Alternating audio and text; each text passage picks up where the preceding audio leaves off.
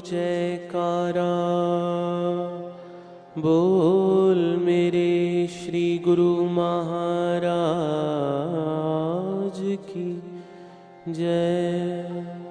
श्री रामायण में प्रसंग है, भक्ति करत बिन यतन प्रयासा, संस्कृत मूल अविद्या नासा। भोजन करिए तृप्ति हित लागी, जिम सो असन पचवै जठरागी।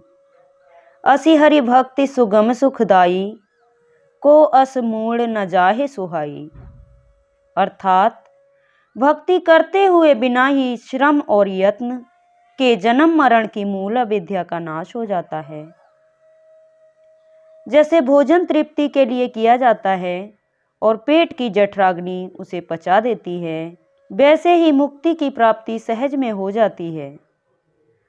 काकभूषुंडी जी कहते हैं कि हे गरुण जी, ऐसी सुगम और सुखदाई हरि भक्ति किस मूर्ख को अच्छी नहीं लगेगी। इससे स्पष्ट होता है कि भक्ति सब सुखों को देने वाली अति सुखदाई है और सहज भी है।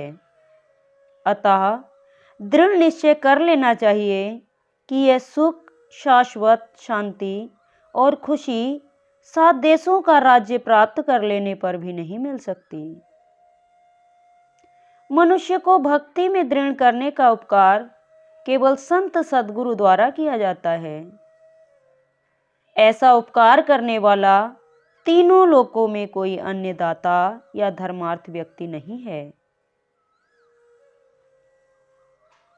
इतिहास में ध्रुव भक्त का प्रसंग अति प्रसिद्ध है और सभी जानते हैं, परंतु इनके बड़े पुत्र उत्कल का नाम कम ही लोग जानते हैं। वे भी बड़े ही विरक्त पुरुष हुए हैं। यद्यपि ध्रुव पुत्र उत्कल समय आने पर राजा तो बन गए, किंतु राज्य कार्यों में उनका मन नहीं लगा।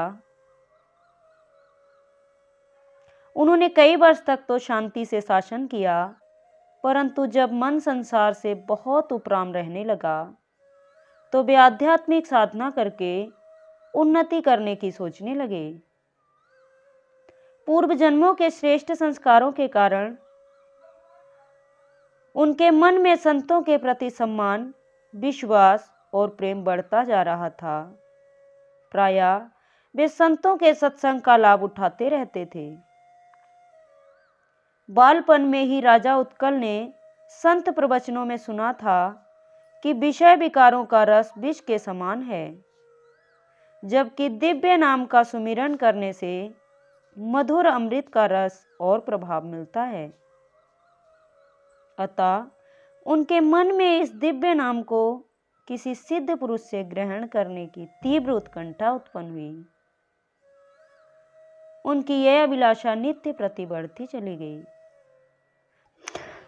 प्रकृति का नियम है कि जब भी कोई शक्तिशाली विचार मन में दृढ़ हो जाता है तो उसे पूरा करने के लिए प्रकृति की ओर से उसे पूरा करने का संयोग भी बन जाता है।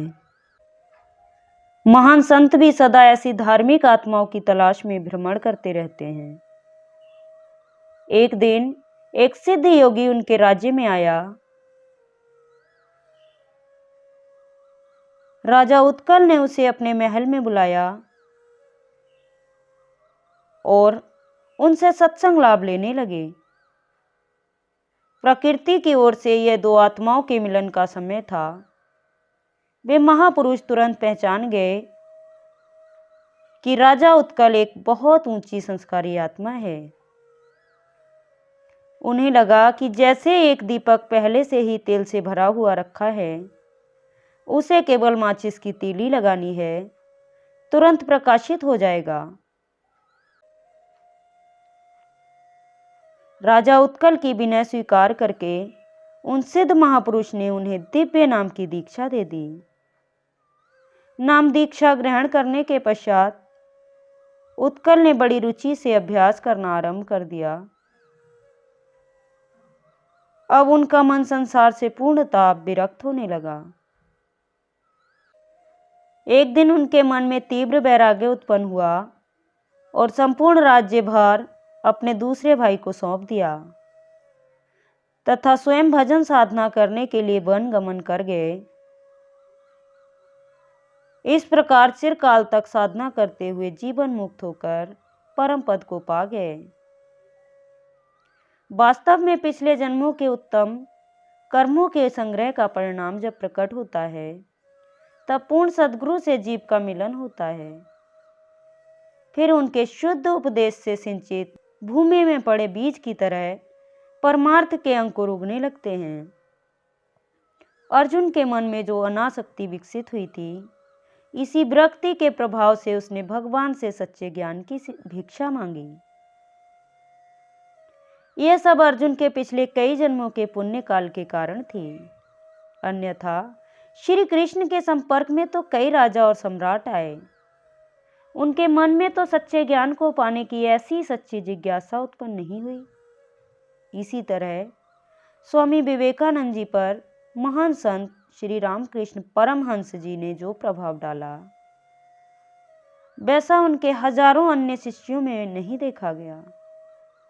कारण यही है कि पूर्व जन्मों के उत्तम संस्कारों का प्रभाव मन में प्रकट होते ही गुरु उपदेश अंतर्मन में प्रवेश कर जाता है। वास्तव में ये सभी रहस्य समझने के लिए एक गुप्त विवेक दृष्टि की आवश्यकता होती है। मन के मायावी विचारों को छोड़ना और गुरु शरण लेना इतना सरल नहीं है। इसके लिए तो बहुत बड़ी साधना और धैर्य की आवश्यकता होती है। यदि इतने ऊंचे दर्जे का विश्वास और प्रेम सभी के मन में होता तो दुनिया में कोई भी संतों के विचारों और उपदेशों का विरोध करने वाला नहीं होता। इतिहास हमें बताता है कि सद्गुरु में इतना अधिक विश्वास रखने वाले दुनिया में बहुत कम लोग हैं। ये सच्चे जिज्ञासु दिव्य नाम के मधुर अमृत के प्रभाव से सभी कठिनाइयों का सामना करने के लिए तैयार हो जाते हैं और दुनिया के लाख विरोध करने के बावजूद भी श्री सद्गुरु देव जी महाराज की शरण ले लेते हैं।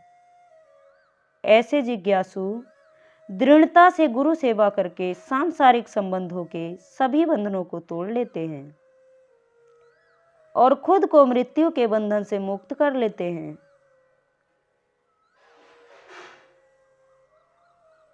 इस निर्बंध अवस्था का वर्णन परम संत श्री कबीर साहिब जी ने अपनी वाणी में किया है। निर्बंधन बंधा रहे, बंधा निर्बंध होए, कहें कबीर इस जगत में दास कहा बेसोई। भाव यह है कि सांसारिक भव बंधन से छूटने के लिए गुरु आज्ञा के बंधन में बंधने की आवश्यकता है। गुरु आज्ञा का बंधन मायावी बंधनों को तोड़ने वाला है। गुरु आज्ञा के बंधन में आने के लिए कई बार संसार के लोगों का विरोध सहन करना पड़ता है। देखा जाता है कि सांसारिक लोगों द्वारा भक्तों को सम्मान पूर्वक घर बार के बंधन त्यागने की अनुमति कभी नहीं मिली। मीराबाई जी, नामदेव जी और रैदास जी आदि भक्तों के जीवन का इतिहास पढ़ें तो सरलता से निष्कर्ष निकाला जा सकता है कि जो भी भक्ति पथ में सफल रहा है वह केवल अपने दृढ़ संकल्प के कारण रहा है। संत सूरदास जी अपने मन को भक्ति पथ में दृढ़ रहने का उपदेश करते हैं। रे मन गोविंद के होए रहिए, यही संसार अपार बिरति होए। जम की त्रास न सहिए, दुख सुख कीरत भाग अपने। आई पर सोई लहिए, सूरदास भगवंत भजन करी, अंत बार कछु लहिए। अर्थात सूरदास जी कथन करते हैं कि ए मन, प्रभु का ही बनकर दुनिया में रहना चाहिए। इस संसार की अपार माया से उपरामचित होकर रहने से यम की त्रास नहीं सहनी पड़ती। दुनिया में जिंदगी गुजारते हुए जो सुख दुख, बढ़ाई निंदा आदि आते हैं, ये जो कुछ भी अपने भाग्य से आवे, इन्हें समझ कर आगे बढ़ते रहना चाहिए। भक्त सूरदास जी का कथन है कि इस प्रकार सादगी और सच्चाई से जिंदगी गुजारते हुए सदा प्रभु का भजन करो, जिससे कि अंत समय के लिए कुछ सच्चा धन भी संग्रह हो जाए। संसार में जिंदगी तो सभी मनुष्य गुजारते हैं, किंतु सबकी जिंदगी एक सी नहीं होती। कुछ तो वे लोग हैं जो भक्ति, भजन और परमार्थ में रुचि रखते हैं, ये प्रभु भक्त कहलाते हैं और मालिक के बने रहकर भी जीवन जीते हैं। दूसरे वे लोग हैं जो दुनिया की लुभावनी माया के धोखे में पड़कर अशुभ कर्म करते हैं, ये दुनियावी जीव कहलाते हैं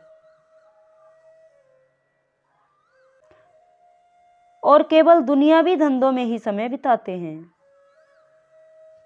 दोनों के ख्यालों में बड़ा भारी अंतर है, दोनों के मन की रुचियां भिन्न भिन्न हैं। इन दोनों की जिंदगी एक दूसरे के बिल्कुल विपरीत होती है। कुदरती तौर पर दोनों का परस्पर मेल भी नहीं होता। श्रीमद् भगवत गीता के उपदेश में श्री कृष्ण जी ने एक को दैवी संपदा वाले पुरुष कहा है और दूसरों को आसुरी संपदा वाला बताया है। दोनों ही मनुष्य हैं और दोनों ही इसी संसार में रहते हैं, मगर दोनों के जीवन के रुख में पूर्व और पश्चिम की दूरी रहती है। जो प्रभु भक्त है वे देवी संपदा युक्त कहे जाते हैं। उनकी रुचियों का रुख भक्ति, परमार्थ, नेकी और सच्चाई की तरफ रहता है। उनकी जिंदगी भी उसी तरह के सांचे में ढली हुई रहती है। उनके मन, वचन और कर्म में रूहानियत और धार्मिकता का भाव काम करता नजर आएगा, तथा जिनकी रुचियों का रुख दुनियावी प्रलोभनों में रहता है, उनके मन, वचन और कर्म में भी बहिरंग झलकता हुआ साफ नजर आएगा। यह कुदरती बात है कि जैसी जैसी भावनाएं मनुष्य के दिल दिमाग में काम करती हैं, उसकी चाल ढाल और रहन सहन में भी उन्हीं भावनाओं का प्रतिबिंब पड़ता रहता है। यह प्रतिबिंब धीरे धीरे घना होकर उन्हें पूरी तरह उसी सांचे में ढाल देता है। तब वे अपनी भावनाओं के स्थूल रूप बन जाते हैं। रूहानियत और भक्ति की लगन रखने वाला इंसान तो नेकी, सच्चाई और भक्ति और प्रेम की भावनाओं की प्रत्यक्ष मूर्ति होगा और रूहानियत से गुम भटके हुए विचार रखने वाला दुनिया परस्ती का जीवित चित्र होगा। अब यहाँ पर यह भी समझ लेना चाहिए कि भक्ति परमार्थ में रुचि रखने वालों के जीवन में तो सुख शांति की तरंगें उठ रही होती हैं और दूसरे मायावी रसभोगों में रुचि रखने वालों के मन में अशांति और कल्पना भरी रहती है। अब संतजन हमें सोचने, समझने और फैसला करने का मौका बख्शते हैं कि हमें दोनों में से क्या बनना है। मालिक का बंदा यानी रूहानी इंसान अथवा भक्त बनना अच्छा है या दुनिया परस्त, दुनियादार और माया का पुजारी बनना अच्छा है। दोनों में से एक मार्ग तो हर इंसान को चुनना ही है और हर मनुष्य दो में से एक को चुनता भी है। यह इंसान के अपने अधिकार में है कि जैसा चाहे वैसा बन जाए। वह खुद जैसा बनने की कामना करता है। कुदरती तौर पर शेष सब बातें और हालतें भी उसी के अनुकूल बन जाती हैं और उसके विचारों में दृढ़ता आने लगती है। अंत में वह अपनी कामना को पूरी करके अपने लक्ष्य को पा लेता है। इंसान अपनी अवस्था खुद ढालने वाला है, जैसा सोचेगा वैसा ही बन जाएगा। यदि कोई यह कहता या मानता है कि अपने लक्ष्य को पूरा करने के लिए परिस्थितियां उसके अनुकूल नहीं, तो यह उसके दिल की कमजोरी समझनी चाहिए।